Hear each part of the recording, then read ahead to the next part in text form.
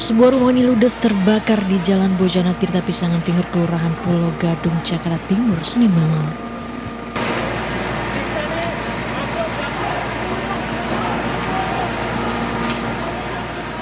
Sejumlah pemadam kebakaran yang tiba di lokasi langsung berupaya memadamkan besarnya kobaran api. Selain membuat puluhan warga sekitar berhamburan keluar rumah, kebakaran juga membuat penghuni rumah hanya bisa pasrah melihat rumahnya terbakar. Besarnya kobaran api sempat membuat petugas kesulitan memadamkan api. Diduga kebakaran akibat korsleting listrik dari lantai 2 rumah. Korsleting listrik ya Pak? Ada ini tempat apa sih Pak? Rumah ya? Korsleting listrik dari lantai berapa? Ada berapa penghuni? 15 ya Pak? Tapi aman semua ya? Penyebabnya apa Pak? Sementara yang dugaan masih korsleting listrik ya.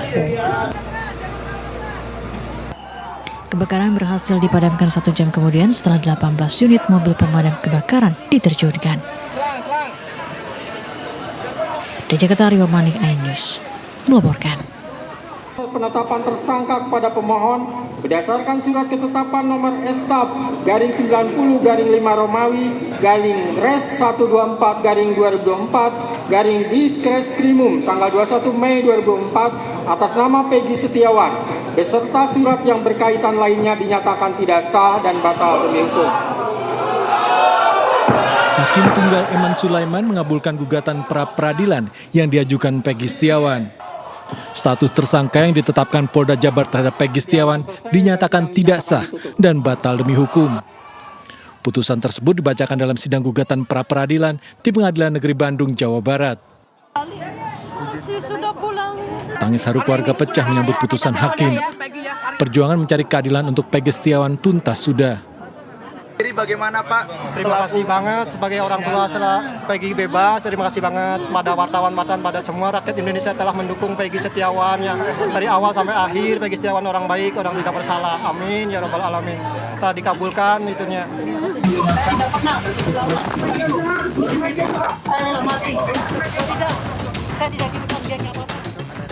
Semua bermula bulan Mei lalu saat Peggy Setiawan ditangkap diduga sebagai Peggy Perong, buronan kasus pembunuhan Vina dan Eki. Merasa korban salah tangkap, Peggy melakukan perlawanan. Peggy mendaftarkan gugatan pra-peradilan terhadap Polda Jawa Barat di Pengadilan Negeri Bandung. Peggy menang, status tersangka dinyatakan tidak sah dan batal demi hukum. Tak hanya harus membebaskan Peggy, akibat proses salah tangkap dan salah tahan, Polda Jawa Barat berkewajiban merehabilitasi nama baik Peggy Setiawan, juga memberikan kompensasi atas kerugian moral dan material. Ganti rugi itu kan bisa material dan juga bisa sejumlah imaterial. Di beberapa negara sudah diatur itu ya, negara-negara maju, Amerika dan sebagainya, bisa dilakukan secara formal, bisa juga dilakukan secara kekeluargaan. Jumlahnya ya bisa besar harusnya, supaya penegak hukum ke depannya lebih hati-hati lagi, karena segala sesuatunya, apalagi hukum pidana ya. Hukum pidana itu satu tingkat harus lebih hati-hati dalam hal menerapkannya. Kenapa? Karena sanksinya itu adalah sanksi-sanksi yang berkaitan dengan perampasan hak asasi.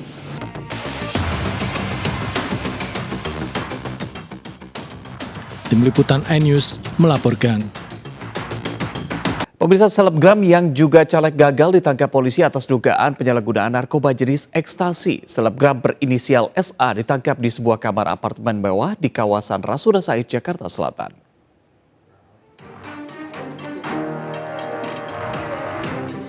Beredar rekaman penggerebekan sebuah kamar apartemen mewah di kawasan Jalan Rasuna Said, Jakarta Selatan. Aparat Reserse Narkoba Polsek Metro Gambir, Jakarta Pusat menangkap seorang wanita diduga melakukan penyalahgunaan narkotika jenis ekstasi. Pelaku SA diketahui sebagai seorang selebgram, juga caleg gagal dalam pemilu legislatif lalu. SA 22 tahun ditangkap bersama saudara perempuannya MA. Tes urin keduanya terbukti positif mengandung amfetamin dan metamfetamin. Rekan-rekan, pada saat pengamanan itu juga kita mengamankan handphone dari SA, dan di percakapannya ada kata-kata yang menyebutkan bahwa kepala dari SA ini cukup pusing, kemungkinan gara-gara I. Nah, ini dugaan kami adalah inek. Dan ini kan ada kaitannya, aku kan stres habisnya juga gitu. Stres habis. Dan untuk yang benzo itu aku minum konsumsi obat dari dokter. Kalau Ineke beli di mana, Mbak? Gak tahu ya mas. Dikasih apa habis dari klub malam, Mbak?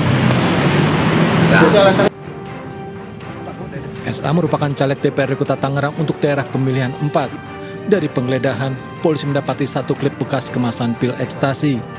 Polisi masih melakukan pengembangan guna mengungkap pemasok narkoba kepada SA. Dari Jakarta, Rani Sanjaya, iNews melaporkan. Salah satu terpidana kasus Vina, Saka Tatal, resmi mengajukan peninjauan kembali atau PK terhadap kasusnya. Pengajuan PK dilakukan lantaran proses penyidikan tahun 2016 silam dianggap tidak sesuai prosedur. Juga ditemukan novum atau bukti baru, serta hasil pra-peradilan Peggy Setiawan.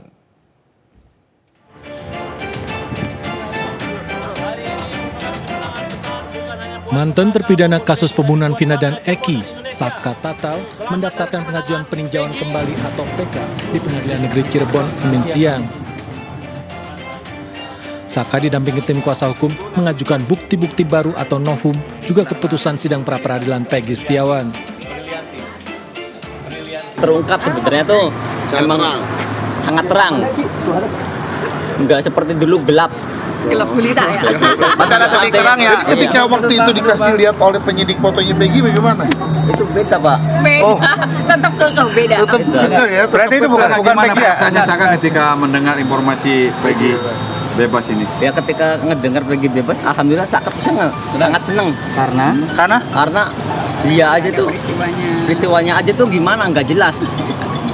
Bahwa peristiwa itu ada atau enggak kan nggak tahu tuh.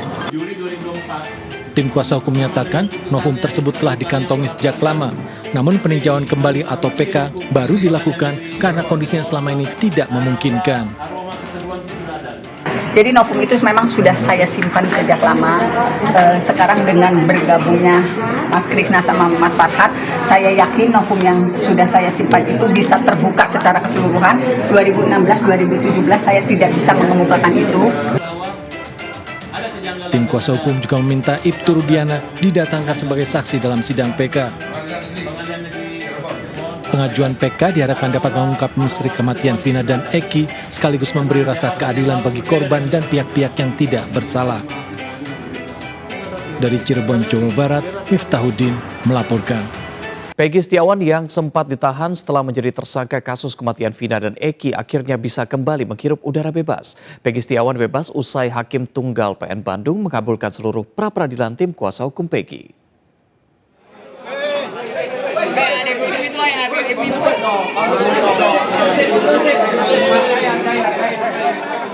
Sejumlah kuasa hukum, keluarga, dan pendukung Peggy Setiawan memenuhi gedung Direktorat Tahanan Polda Jawa Barat. Mereka menanti pembebasan Peggy Setiawan sejak Senin sore. Sambil mengenakan pakaian coklat dan memegangi tasbih, Peggy dibebaskan dari rutan Polda Jabar sekitar tepat pukul 11 malam tadi. Di depan awak media, Peggy juga sempat mengucapkan syukur. Sebelumnya, Hakim Tunggal Eman Sulaiman mengabulkan gugatan pra-peradilan terhadap penetapan tersangka Peggy dalam kasus kematian Vina dan Eki 8 tahun silam.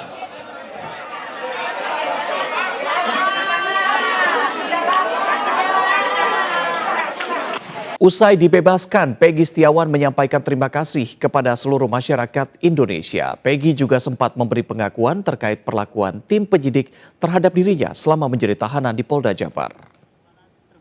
Untuk seluruh masyarakat Indonesia yang sudah mendukung saya, sudah mendukung saya dan keluarga saya mengucapkan terima kasih banyak kepada kalian semua. Kami mungkin tidak bisa membalas perbuatan baik kalian. Kami cuma hanya bisa membantu mendoakan yang terbaik buat kalian semua. Semoga Allah Subhanahu wa taala bisa membalas semua kebaikan kalian, semoga bisa memanjangkan umur kalian dan bisa melancarkan dan mempermudah segala urusan dan rezeki kalian semua. Ada perlakuan yang ini nggak kasar-kasar apa? Ada semacam kata-kata kasar banyak sekali, ancaman-ancaman banyak sekali. Terus ya selain itu saya pernah dipukul bagian mata sini. Mas Anan pernah lihat, Ibu Yanti pernah lihat, saya tunjukin. Salah satu yang apa, penguasa gedung itu sepertinya itu. Yang penguasa ya, tahanan. Bukan. Yang itu yang di penyidik, yang di daerah penyidik itu apa, yang ibaratnya Yang penguasa apa? Ibaratnya yang inilah polisi lah. Kenapa sampai dipukul waktu itu? Saya kurang tahu itu. Ya artinya nanya dulu kah atau langsung mukul gimana? Ya mereka bilang ya bahwa saya pembunuh gini. Ya mereka bilang saya nggak punya hati nurani, yang mukul saya gitu aja. Oh, nah kamu jawab, kamu melakukan? Saya tidak menjawab karena saya merasa dia bersalah, saya diam aja. Oh. Saya sering disebut perong kalau saya tidak melihat, saya dicaci maki suruh melihat. Kalau misalkan saya melihat, saya dianggap kamu memang perong gitu. Saya hanya bisa pasrah. Di situ saya tidak bisa tidur selama 2 malam, hampir 2 malam setelah saya jatuh. Kemudian nggak ada lagi. Itu pas terakhir ada yang pas Mama sama Bu Yanti Mas dari keluar, saya masih belum keluar dalam. Ada itu sempat dari penyidik itu yang masukin saya kresek ke muka saya hampir. Cuman nggak lama, cuman itu kan saya nggak bisa napas tuh. Saya bisa berontak, tapi ya mereka nggak lama, terus mereka buka lagi tuh. Ya, jelang kontestasi Pilkada 2024, safari politik semakin gencar. Ketua Umum Partai Solidaritas Indonesia, Kaisang Pangarep, menyambangi kantor DPP PKS Jakarta Selatan Senin sore. Kaisang Pangarep ditemui langsung oleh Presiden PKS Ahmad Syaiqo dan sejumlah petinggi PKS. Pertemuan berlangsung singkat namun dilakukan tertutup. Usai pertemuan, Presiden PKS Syaiqo mengatakan ada sejumlah kesepakatan untuk membangun kerjasama dengan PSI dalam Pilkada 2024. Sebelumnya PKS telah resmi mengusung Anies Baswedan dan Sohibul Iman sebagai calon gubernur dan wakil gubernur dalam kontestasi Pilkada Jakarta 2024.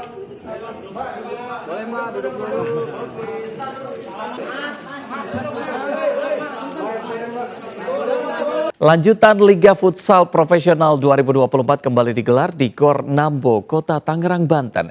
8 tim saling berhadapan demi memperoleh 3 poin dalam 4 laga yang berjalan cukup sengit.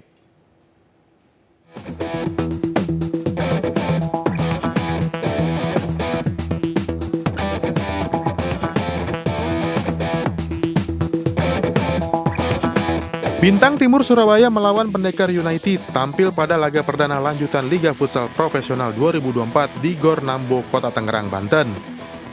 Pada laga ini Pendekar United sangat kesulitan meladeni permainan tim pemuncak klasemen BTS FC dan harus menyerah dengan skor 3-1. Ada 8 tim, jadi ada 4 pertandingan. Tadi sudah terselenggara pertandingan pertama antara BTS dan Pendekar. Yang kedua nanti ada Halus selaku tuan rumah melawan Moncong Bulo dari Sulawesi. Pada laga kedua, Halus FC berhasil mengukir kemenangan atas lawannya Moncong Bulo FC. Meski digempur habis Moncong Bulo, namun Halus FC bertahan sangat rapih dan mampu mencuri 2 gol melalui skema serangan balik. Pada laga ketiga, Black Steel FC melawan tim juru kunci Giga FC. Tampil percaya diri, Black Steel FC mampu mengatasi perlawanan Giga FC dengan skor 5-3. Dengan kemenangan ini, Black Steel FC terus membuntuti BTS FC yang berada di puncak klasemen. Di laga terakhir, tim urutan ketiga Favake Banua berhadapan dengan tim urutan keempat klasemen Unggul FC. Kedua tim bertanding sangat solid demi memperebutkan 3 poin untuk menempel ketat para pesaingnya. Skor imbang mewarnai pertandingan sengit ini. Dari Tangerang, Banten, Sukron iNews melaporkan. Provinsi Kalimantan Utara kembali meraih penghargaan dalam Anugerah Merdeka Belajar dari Kementerian Pendidikan Kebudayaan Riset dan Teknologi. Pemprov Kaltara memperolehnya untuk kategori transformasi pengelolaan pendidikan setelah meraih penghargaan transformasi pendidikan vokasi pada tahun lalu.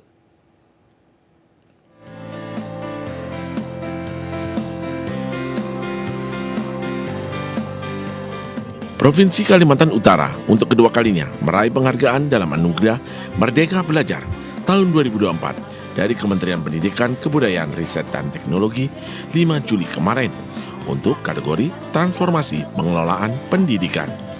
Hasil menggembirakan ini tak lepas dari upaya pemerintah daerah melalui Peraturan Gubernur Nomor 32 Tahun 2023 mengenai transformasi belajar yang berjalan dengan baik sehingga meraih kembali anugerah setelah tahun lalu mampu membawa pulang kategori transformasi pendidikan vokasi. Bagi pemerintah daerah Kalimantan Utara, hasil yang diraih tahun ini akan menjadi cambuk untuk terus memperbaiki pendidikan di wilayahnya yang dari waktu ke waktu dinilai semakin baik. Salah satu indikasinya adalah para siswa yang semakin aktif dalam proses belajar mengajar. Kalimantan Utara menerima lagi penghargaan dari Kementerian Pendidikan Kebudayaan dan Ristek, kategori transformasi belajar, yang mana di Kaltara kita sudah kuatkan dengan kita mengeluarkan peraturan gubernur nomor 32 tahun 2023 tentang transformasi belajar di Provinsi Kalimantan Utara. Anugerah Belajar Merdeka sendiri merupakan bentuk apresiasi Kemendikbudristek kepada pemerintah daerah yang sukses membuat kemajuan di 7 kategori. Di antaranya transformasi pembelajaran, SDM pendidikan, hingga transformasi pengelolaan pendidikan. Dari Jakarta, Nur Aryadin melaporkan. Seorang pria mencuri motor pada salah satu vihara di kawasan Jalan Sunggal, Medan, Sumatera Utara. Sebelum beraksi, pelaku berpura-pura beribadah. 10 anggota Polres Kelungkung, Bali diduga menyekap dan menganiaya seorang warga saat pengungkapan kasus kendaraan bodong. Selain pemeriksaan pelanggaran kode etik, di Treskrimum Polda Bali juga memiliki dugaan penggelapan mobil yang diduga dilakukan oleh IWS. Terjadi penumpukan sampah di kota wisata Yogyakarta. Penumpukan sampah tak hanya terjadi di jalan protokol, namun juga tersebar hingga ke atas jembatan Kali Code.